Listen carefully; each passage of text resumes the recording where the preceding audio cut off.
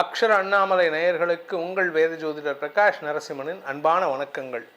மார்கழி மாத பலன்கள், தமிழ் மாத பலன்களை இப்போ புதுசாக ஆரம்பிக்கிறோம். இந்த மார்கழி மாதத்திலேருந்து இந்த மார்கழி மாதம் அப்படிங்கிறது எல்லோரும் என்ன சொல்லுவாங்கன்னா பீடா மாதம் அப்படின்னு சொல்லுவாங்க. அதாவது அந்த மாதம் எதுவும் சுப நிகழ்ச்சிகள் பண்ணக்கூடாதுன்னு. ஆக்சுவலாக அப்படி கிடையாதுங்க. பீடம் எப்படி ஒரு மூலவர் சன்னதி இருக்கோ, அந்த மூலவரை ஒரு பீடத்து மேலே தான் நம்ம பிரதிஷ்டை பண்ணுவோம். அந்த பீடம் அப்படிங்கிறது அந்த வார்த்தை தான் பீடான்னு மாறிடுது. பீடம் அப்படிங்கிறது 12 மாதங்களுக்கும் நவக்கோள்களுக்கும் அடித்தளமாக இருக்கக்கூடிய மாதம் இந்த மார்கழி மாதம். இது என்ன மார்கழி மாதம் என்ன விசேஷம் அப்படின்னு பார்த்தீங்கன்னா, நமக்கு எப்படி மனுஷங்களுக்கு இந்த விடியற்காலை பிரம்ம முகூர்த்த நேரம்னு சொல்லுவோம். அதாவது சூரிய உதயத்துக்கு முன்னாடி 2.5 நாழிகைகள், கிட்டத்தட்ட ஒரு 2 ஹவர்ஸ் வச்சுக்கோங்க. இந்த 2 ஹவர்ஸ் 6 மணிக்கு சூரிய உதயம்னா 4 மணிலேருந்து 6 மணி அந்த 2 மணி நேரம் பிரம்ம முகூர்த்த நேரம்னு சொல்லுவாங்க. அது மாதிரி இந்த பூமியுடைய சுழற்சி ரொம்ப விசேஷமான ஒரு அமைப்பு. அந்த பூமிங்கிறது நம்ம பூமியுடைய 6 மாதம், அதாவது உத்தராயண தட்சிணாயன காலங்கள் என்ன அப்படின்னு கேட்டால் அது தேவர்களுக்கு ஒரு நாள் கணக்கு. இது ரெண்டும் சேர்ந்தது. உத்தராயணம் 6 மாதம், தட்சிணாயனம் 6 மாதம். ஆடி முதல் மார்கழி மாதம் கடைசி வரை தட்சிணாயனம். அது தேவர்களுக்கு ராப்பொழுது. உத்தராயணமான தை மாதம் முதல் ஆடி மாதம் 1ஆம் தேதி வரைக்கும் இந்த உத்தராயண காலம்ங்கிறது பகல் பொழுது தேவர்களுக்கு. நமக்கு எப்படி விடியற்காலை ரொம்ப உஷத்காலமாக இருக்கோ, அது மாதிரி இந்த தேவர்களுக்கு உண்டான விடியற்காலை பொழுதுங்கிறது மார்கழி மாதம். அந்த மார்கழி மாதத்தில் நம்ம பூமிக்கு ஓசோன் லேயர்லேருந்து நிறைய ஆக்சிஜன் சப்ளை இருக்கும். அதாவது விடியற்காலையில் எப்படி நமக்கு ஏர்லி மார்னிங் ரொம்ப ப்ரீஸ் இருந்து ரொம்ப இதமாக இருக்குமோ, அந்த டைம் வெளியில் போகிறதுக்கே ஒரு புத்துணர்ச்சியை கொடுக்கும். ஸோ அதனால தான் மார்கழி மாதத்தில் நிறைய பேர் சீக்கிரம் எழுந்திரிச்சு கோயிலுக்கு போயிட்டு வரணும் அப்படிங்கிற பழக்கத்தை கொண்டு வந்தாங்க நம்ம முன்னோர்கள். அப்பேற்பட்ட மார்கழி மாதத்தை முதலாக கொண்டு நம்ம தமிழ் மாத பலன்களை நம்ம அக்ஷர அண்ணாமலை நேயர்களுக்கு வழங்க இருக்கின்றோம். இந்த மார்கழி மாதம் என்னைக்கு ஆரம்பிக்கிறது அப்படின்னு பார்த்தீங்கன்னா, டிசம்பர் 16ஆம் தேதி என்னைக்கு ஆரம்பிக்கிறது. டிசம்பர் 16ஆம் தேதி முதல் ஜனவரி 14ஆம் தேதி வரை மார்கழி மாதம் 30 நாட்கள். இந்த மார்கழி மாதத்தில் வரக்கூடிய விசேஷ நாட்கள்னு பார்த்திங்கன்னா, மார்கழி 4ஆம் தேதி, அதாவது டிசம்பர் 19ஆம் தேதி அன்னைக்கு மார்கழி மாத அமாவாசை அன்றைக்கி ஹனுமன் ஜெயந்தி, ஆஞ்சநேயருடைய ஜெயந்தி. அதுக்கப்புறம் பார்த்திங்கன்னா அடுத்தது வைகுண்ட ஏகாதசி டிசம்பர் 30ஆம் தேதி அன்னைக்கு. டிசம்பர் 31 கார்த்திகை விரதம். அதாவது டிசம்பர் 31ங்கிறது மார்கழி 16ஆம் தேதி அன்னைக்கு கார்த்திகை விரதம், கிருத்திகை நட்சத்திரங்கிறதுனால. அதுக்கப்புறம் பார்த்திங்கன்னா வளர்பிறை சதுர்தசி திதி அன்னைக்கு டிசம்பர் 3ஆம் தேதி அன்னைக்கு பௌர்ணமி பூஜை, ஆருத்ரா அபிஷேகம். ஆருத்ரா தரிசனம் டிசம்பர் 3ஆம் தேதி அன்றைக்கி,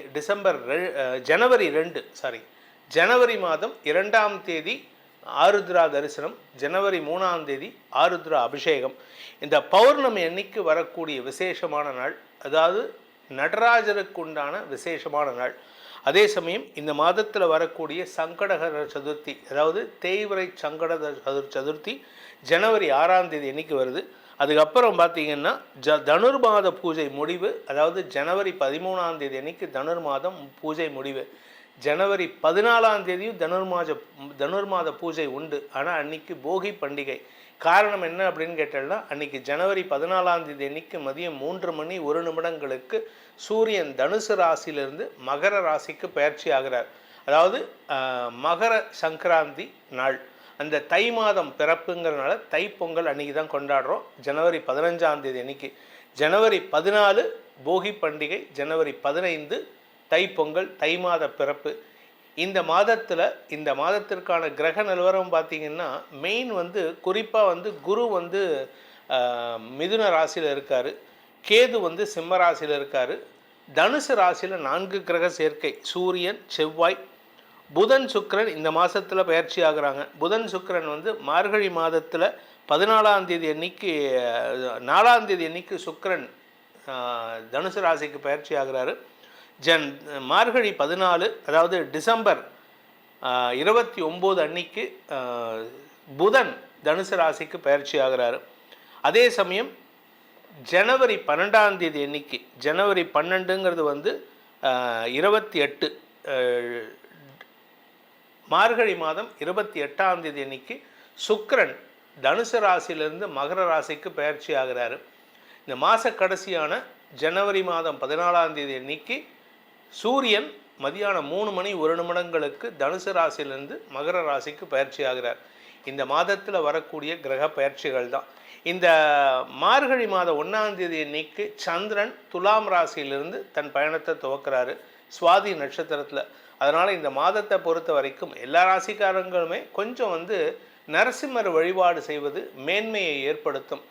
இந்த மாதத்திற்கு உண்டான பலாபலன்கள், மார்கழி மாதம் உங்களுக்கு எப்படிப்பட்ட பலன்களை கொடுக்கக்கூடிய வகையில் இருக்குது அப்படிங்கிறத இப்போ பார்க்க போகிறோம். வாருங்கள் ஆராய்வோம். கன்னிராசி நண்பர்களுக்கான மார்கழி மாத பலன்கள். கன்னிராசியை பொறுத்த வரைக்கும் மெயின் நெகட்டிவ் 7ஆம் இடத்துல சனி இருக்கார். அது ஒன்று தான் உங்களுக்கு இந்த மாதம் முழுவதுமே தடங்களை கொடுக்கும். ஆனால் உங்களை காப்பாற்றுறது யாருன்னு கேட்டால், குடும்பத்தில் பிரச்சனை வராமல் நிம்மதியை தரக்கூடிய விஷயம் யாருன்னு கேட்டால், குரு உங்களுக்கு சாதகமாக இருக்கார். பாதகாதிபதி வக்ரமடைவது விசேஷம். ஸோ இப்போ வக்ரமாக இருக்கார். அதனால் உங்களுக்கு குருவின் அருள் உங்களுக்கு துணை இருக்குது. 4ஆம் இடத்துல சூரியன் இருக்கார், செவ்வாய் இருக்கார், சுக்கிரன் வராரு, புதனும் வராரு. இந்த மாதத்தில் மாத கடைசியில் தான் சுக்கிரன் வந்து 5ஆம் இடத்துக்கு பயிற்சி ஆகிறாரு. அதனால் இந்த ஜனவரி 12ஆம் தேதிக்கு மேலே வருமான அதிகரிப்பு ஏற்படும். கலைத்துறை நண்பர்கள், மீடியா தொழில் செய்பவர்கள், அரசியல் துறை சார்ந்தவர்களுக்கெல்லாம் எதிர்பாலினத்தவர்களால் உதவிகள் கிடைத்து லாபம் பெருகக்கூடிய யோகம் ஏற்படும். மூத்த சகோதரிகள் உங்களுக்கு அனுகூல பலன்களை ஏற்படுத்துவார்கள். சகோதரிகளுக்குள் அந்யோன்யம் பாராட்டக்கூடிய வாய்ப்பு இருக்குது. ஆனால் உங்கள் ரிலேஷன்ஷிப்பில் உங்கள் கூட இருக்கிறவங்க, உங்கள் கூட ஒர்க் பண்ணுறவங்க, கூட படிக்கிறவங்க, நீங்கள் யார் கூட அஃபேரில் இருக்கீங்களோ இவங்களெல்லாம் யாரையுமே நம்பாதீங்க. இந்த மாதத்தை பொறுத்த வரைக்கும் உங்கள் கூட புதுசாக பழக்கத்தை ஏற்படுத்துகிறவங்க தங்களுடைய லாபத்தை தான் பார்ப்பாங்களே தவிர உங்களுக்கு எந்த ஆதாயத்தையும் தரமாட்டாங்க. தந்தை வழியில் தந்தையின் ஆரோக்கிய விஷயம் சற்று கவலையை ஏற்படுத்தக்கூடிய வகையில் இருக்குது. ஏன்னா உங்களுக்கு 9ஆம் வீட்டு அதிபதியான சுக்கிரன் 4ஆம் இடத்துல இருக்கார் குரு பார்வையில். 5ஆம் இடத்துக்கு போகும்பொழுது தந்தைக்கான செலவுகள் ஏற்படுறதுக்கு வாய்ப்பு இருக்குது. அதே சமயம் இந்த சூரியன் வந்து 4ஆம் இடத்துல இருக்கும் பொழுது தாயாரின் ஆரோக்கியத்திலும் உங்களுடைய ஆரோக்கியத்திலும், குறிப்பாக இந்த நெஞ்சு பகுதியில் எந்த விதமான பாதிப்பும் இல்லாமல் பார்த்துக்கிறது நல்லது. அதாவது உணவு குழாயில் இன்ஃபெக்ஷன் வராமல் பார்த்துக்கிறது நல்லது. இந்த மாதத்தை பொறுத்த வரைக்கும் கன்னிராசியில் பிறந்த இளம் பெண்கள் தங்களுடைய நட்பு வட்டத்திடம் சற்று எச்சரிக்கையாக இருக்கணும். எவ்வளவு க்ளோஸாக இருக்குது, நாங்கள் இப்படி இருக்கோம் சார், அப்படி இருந்தால் கூட அவங்கள நம்பாதீங்க, எச்சரிக்கையாக இருந்துக்கிறது நல்லது. அதே சமயம் வேலை செய்யும் இடத்துல உங்கள் கூட வேலை பண்ணுறவங்க எதிர்பாலினத்தவர்களால் இருந்தால் உங்களுடைய வளர்ச்சியில் தாமதத்தை ஏற்படுத்துவார்கள் அல்லது உங்களுடைய வளர்ச்சியில் ஒரு தொய்வை தடங்களை ஏற்படுத்துவார்கள். அவங்க விஷயத்தில் நீங்கள் விலகி இருப்பது நல்லது. இந்த ராசியில் பிறந்த ஆண் பெண்கள் தங்களுடைய குடும்பத்தினர் விஷயத்தில் உறவுகள், 2ஆம் நிலை உறவுகள் விஷயத்தில் கொஞ்சம் விலகி இருப்பது நல்லது. ரொம்ப ஈஷின்ட்டுலாம் இருக்கக்கூடாது. ரொம்ப ஈஷின்ட்டு இருந்தேன்னா ரிலேஷன்ஷிப்பில் பாதிப்பு வரத்துக்கு வாய்ப்பு இருக்குது. ஆரோக்கிய விஷயம், குறிப்பாக நீங்கள் 40 வயசுக்கு கடந்தவராக இருந்தால் ஆரோக்கிய விஷயத்தில் எச்சரிக்கையாக இருங்க. எங்கேயாவது வெளியில் போகிறீங்க, இல்லை வீட்டுக்குள்ளார தண்ணீர் இருக்கக்கூடிய இடத்துலலாம் நடக்கிறீங்கன்னா காலை பதமாக பார்த்து வச்சு நடங்க. அப்படி இல்லை ஸ்கிப் ஆகிறதுக்கோ வாய்ப்பு இருந்ததுன்னா அது உங்களுக்கு உடல்நிலை ஆரோக்கியத்தில் பாதிப்பை ஏற்படுத்தும்.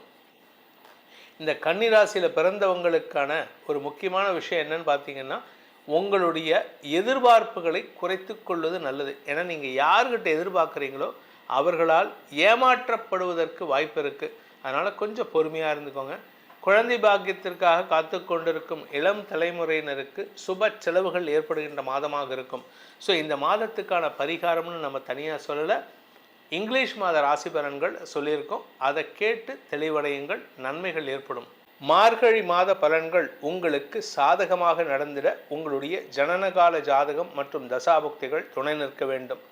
இந்த மார்கழி மாதத்தில் உங்களுக்கு எந்த நல்ல விஷயத்தெல்லாம் துவக்கலாம். திருமண விஷயம் அவாய்ட் பண்ணுவோம், ஏன்னா இது தெய்வத்துக்கு உண்டான மாதம்னு நம்ம ஏற்கனவே இன்ட்ரடக்ஷனில் சொல்லியிருக்கோம். ஸோ அதனால் திருமண விஷயத்தை அவாய்ட் பண்ணலாம்.